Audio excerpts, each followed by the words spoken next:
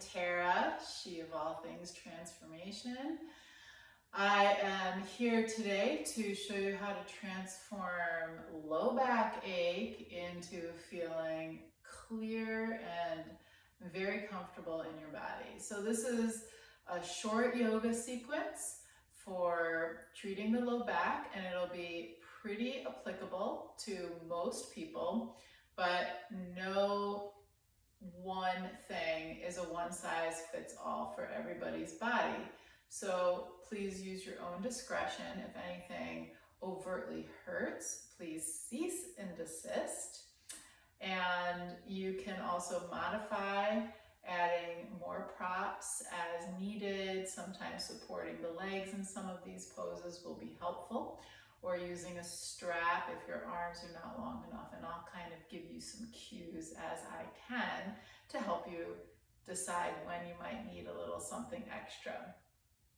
So we're just going to start on our back, and by the way, if you haven't already gathered some things together, please get something you can use as a yoga strap. It could be a dog leash, it could be a long belt, like a bathrobe belt usually works nicely.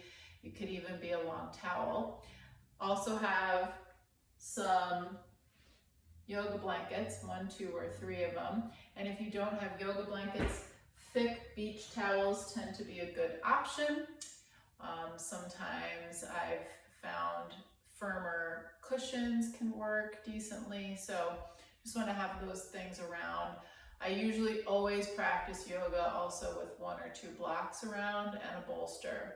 So again, you can be creative with what you use, but see if you can come up with something that could act like those items. So the first thing that we're going to do is we're going to take a blanket or a beach towel or whatever you're using, and you're going to have it folded in a square, and then you're going to fold it in thirds so you get a kind of decently high little support there. And we're going to place that right underneath our tailbone. And then you see this tan blanket here, this one's going to be for my head. So I'm just going to lie down with my tailbone resting nice and snugly on this pink blanket there. And then I'll raise my legs up, and I'm just going to move the tailbone and the pelvis around on this blanket for a few moments. And you're welcome to pause the video and really take some time here. And then from here, you can start to move the legs asymmetrically, and I do recommend that you really take your time with this. Sometimes I'll do this for up to 5 minutes, both on my own or in classes. And so the idea is that you're moving the legs in every way that they can move. And you're moving the knees, and you're moving the ankles, and even maybe the toes. And you can get a little rotation in. The feet can come down, they can go up, one leg can move differently than the other. So for the sake of the time of the video, I'm going to move on, but I encourage you to take your time and do this for as long as it feels good. So then next we're going to land with the feet flat on the floor. And I would like you to bring your awareness to your low back. It should be lifted off the floor at this point. And I would like you to just feel into your low back and notice if you feel any kind of pinchy sensation there. And if you do, lower this blanket underneath your tailbone. So unfold it a layer so that your hips are lower. If you don't and it feels okay, great. So stay there. Next thing that you can do is you can slide one heel and then the other out so that your legs are fully extended, your Achilles tendons are lengthening, toes can be pointed up, and you'll feel a mild opening in the front of the hips. So I hope it's not necessarily too much of a stretch. And if it does feel like actually a big stretch, maybe you'll choose to bend the knees again and keep the feet flat on the floor, or even put a bolster or something else underneath those knees. The idea here is that we're offering a passive release to the front of the hips, which are the hip flexors, and to the psoas muscle, which is the deepest muscle of the body.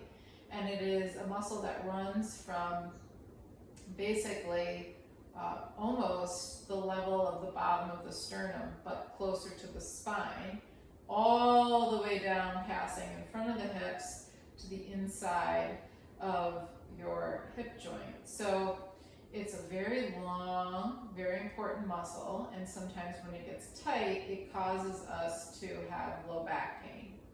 So by being here and breathing, taking some nice slow inhales, full inhale, and then slow exhales, we can allow a passive release in the anterior hips. So again, I encourage you to pause the video and stay here as long as you'd like. This is a lovely position and very, very helpful. It does a lot of good without a lot of effort. After you feel complete in that position, you can just gently roll off to your side and keep that blanket on your right side next to your right hip. Have your strap handy. And we're just going to rock the hips a little bit side to side. And if you have a major disc herniation or ruptured disc in the low back, you probably don't want to do a lot of rotating. But for most people, mild rotation will actually feel really, really great.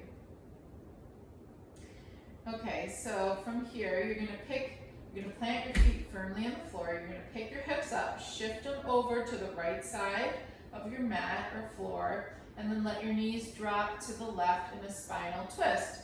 And so in this spinal twist, one thing I'm going to do is I'm going to press my head into the floor, pick up my left upper back and shoulder and move it out to the left, so that I've created plenty of spread across my upper back, and I'm really allowing the rotation in my spine to be as thorough as it can be. And then if you feel a pinchiness behind your knees or anything like that, you can scissor the feet, move the bottom foot down, you can open up the back of the knees a little bit. Accommodate this in any way that feels helpful to your body. Sometimes I rest a hand gently on my outer thigh, and also if your opposite arm, the right arm in this case, is popping up, then maybe placing your right hand on the waist is a nice option to relieve any unnecessary pressure on that right shoulder. No need to put any other joints on the chopping block while we're helping out our hips and low back. So after you've taken a few breaths, you'll pick the knees up, swing those hips over to the left, knees can go to the right, pick up the right upper back and shoulder, move it out to the right, and take a few breaths here. For the sake of keeping the video not too long, I'm going to move on, but I suggest for you to pause the video and take 5 to 10 long breaths. So then we're going to come up, square off the hips again, and we're going to take the strap to the right foot. You're going to extend your left leg down the mat, reach out through the left heel so that the left toes are pointed up to the ceiling and you have a little bit of firmness in the front of the left leg. And then we're striving here to stretch the back of the right thigh and the hamstrings mildly and keep a little space underneath our low backs. So if you need to fold a small hand towel or roll up a washcloth or something and put it there to remind your body to maintain that space, that's a great idea. Also, please note, my shoulders are down, my elbows are down, the belly is open and the chest is open. So the angle of your raised, in this case, I have my right leg up. The angle doesn't matter. What matters is that you keep both knees straight, if that's possible for your body, that you press out through the ball of the right foot a little, so you're lengthening the front of the ankle, and that you feel a mild stretch in the back of that right thigh. So for people who are on the flexible side, maybe you actually can take the toe. But just because you take your toe doesn't mean you lose the rest of the pose. So it's important that all of the other features of the pose stay more or less intact, no matter what angle your particular leg is at. And then from here, you can bring the strap fully into the right arm. Turn your right leg out so that your knee is pointed out, and I've allowed a little bit of bend here. The knee is pointed to the right, the toes are pointed to the right, and I'm going to let that right leg land in the blanket I have tucked into that right hip, and then I'm going to extend, press through the ball of the big toe, and extend the knee fully. Meanwhile, my left hip and left leg stay right down on the mat. They don't pop up, which is very tempting, but you're going to do your best to keep them down. And if you need a little assistance, you can roll up that blanket that's underneath your head to be a little higher so you get more support, and that will help keep this hip down. Why is it important to keep this hip down? So we don't overstretch the ligaments, tendons, and muscles on the right leg, and so we create a sense of grounding and rooting through the pose. So again, you'll take this for about 3 to 5 breaths, and then you're going to come up with that leg, and if you need to take a break, you can take a break here, but I'm going to move on. I'm going to allow the knee to be bent. I'm going to press my left foot into the floor, swing my hips over to the right side of my mat, and cross my right leg to the left. So I'm actually back in that spinal twist, but this time with both legs in full knee extension, so 2 straight legs. I'm going to press out through my right big toe, and I did adjust my upper back and shoulder. And now the stretch is from sort of the flank of my back, going over the outer hip and down the outside line of my hamstring. So you'll take some time and breathe here, maybe up to 5 to 10 breaths, depending on your body's capacity. And if the leg is heavy, or if you just want to feel a little bit more supported, you can absolutely place something like a block or a bolster or a footstool or whatever you have handy underneath your right ankle or shin. And then from here, we're going to roll fully onto our left side.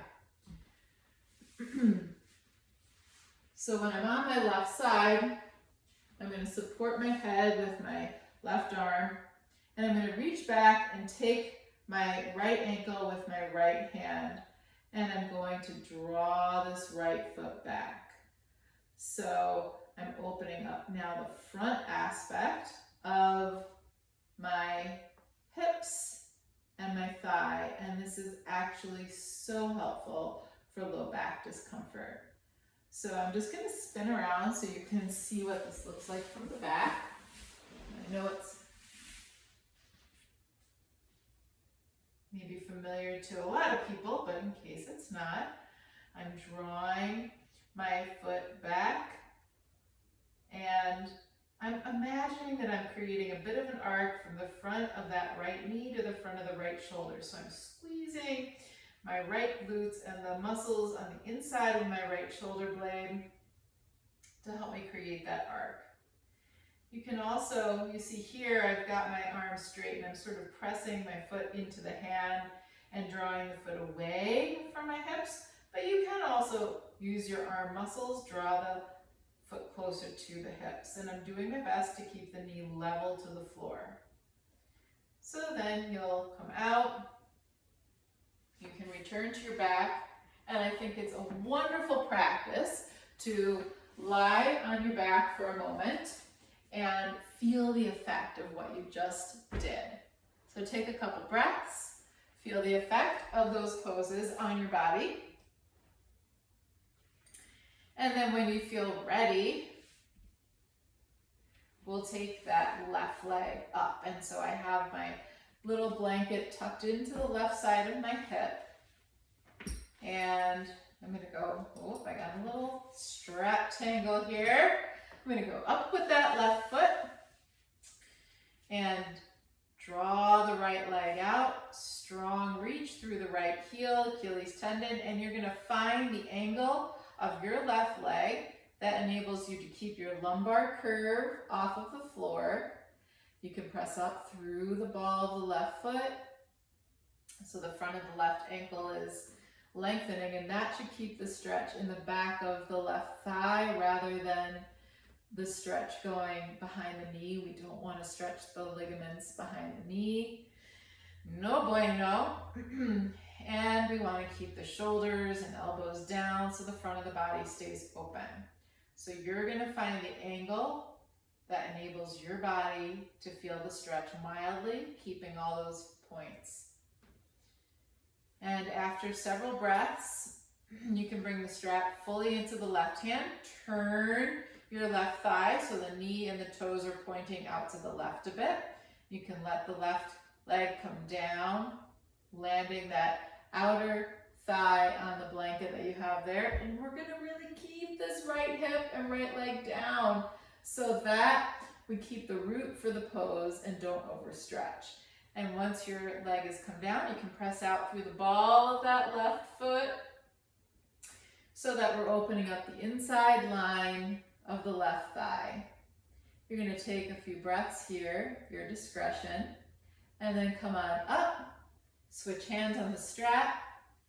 You can have a little bend in your knees, scoot the hips over to the left and let the left leg cross over to the right. And again, you're free to support the left shin with something if you want, and you may want to have picked up the right upper back and shoulder and moved it out of the way a little bit, out to the right. And so now again, once again, we're opening up this area from the flank of your left back, down the hip into the outside line of your left hamstring. So you're gonna hold this pose for, let's say, 5 to 10 breaths. And when you feel complete, you can roll onto the right side of your body fully. And we'll reach back and take that left ankle in the left hand. Now, if you can't quite reach, you can use your strap. Lasso your foot, use your strap, hold the strap with the hand. But what I'd like to caution you against is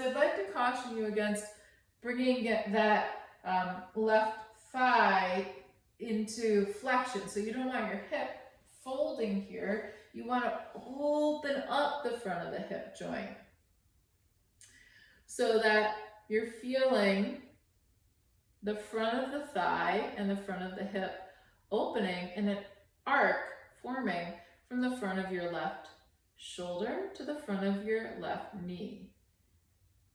And again, I'm going to do my best to keep that knee more or less level to the floor. It doesn't have to be perfect, but try not to let the knee fly up. It's okay to play around and to feel how different things feel, but sort of as a rule of thumb, you know, we're doing our best to kind of keep that line, keep our joints in a line. Good.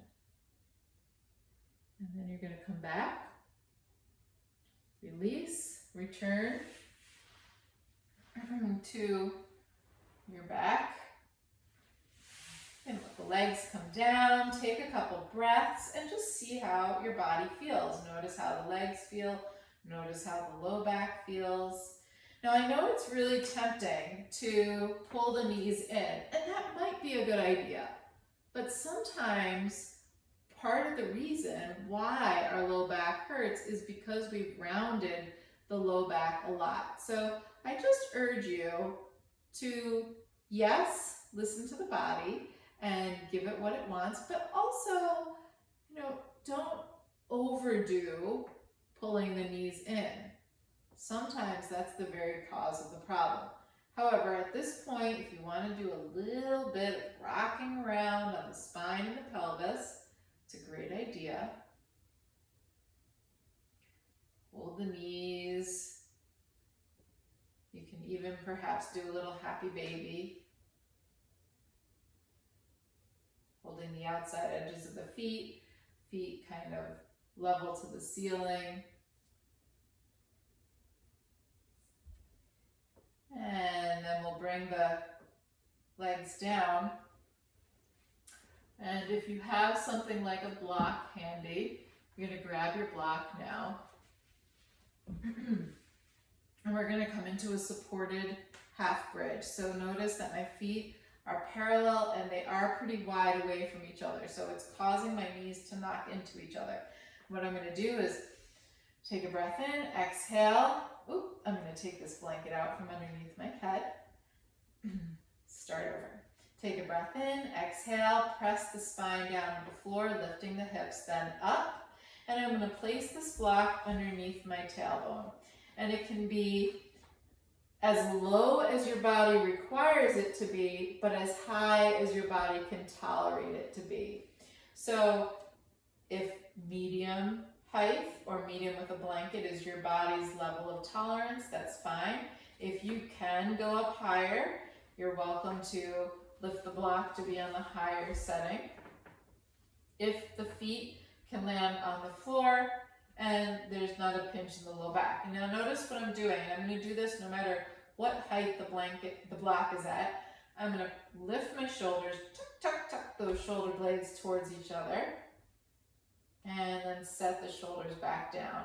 And so what this does is that opens up across the chest and lengthwise on the torso.